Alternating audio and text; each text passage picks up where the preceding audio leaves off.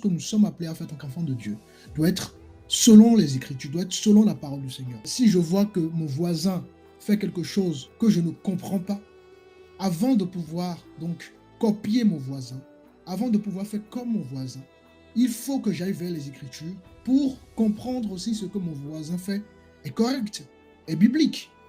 Ça, c'est important. Donc, il n'y a rien que l'on doit faire en tant qu'enfant de Dieu qui ne soit biblique. Sinon, ça devient tout simplement de la religion. La religion, c'est quoi? C'est lorsque tu fais des choses sans comprendre. La religion ne change pas, la religion ne transforme pas, mais une fois véritable, une fois soumise, quand on est soumis à Dieu, quand on est guidé par le Seigneur, quand on applique les commandements de Dieu, hein, quand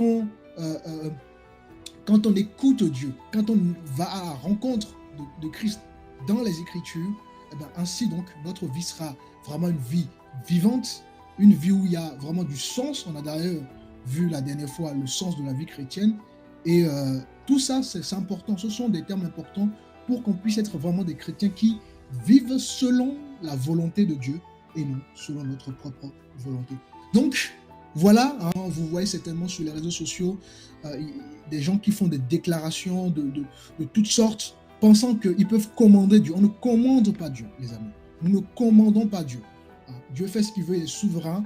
Et ce n'est pas à force de prononcer le nom de Jésus. Je prononce le nom de Jésus, nom de Jésus, nom de Jésus, que la chose va forcément donc se réaliser. Ça, c'est vraiment des formules magiques. Et puis, il y a aussi ceux qui n'ont aucune relation avec Dieu. Voyez-vous, aujourd'hui, nous avons des gens qui sont plus dans les psaumes. Hein. Ils pensent qu'à force de réciter le livre de psaumes, je vais vous dire quelque chose, les amis. Regardez, vous voyez la Bible que vous voyez ici, là. D'accord? Cette Bible que vous voyez là. Tout le monde a accès à cette Bible-là. Donc, y compris les sorciers, y compris les francs-maçons, tout ce que vous voulez. Tout le monde a accès à cette Bible-là.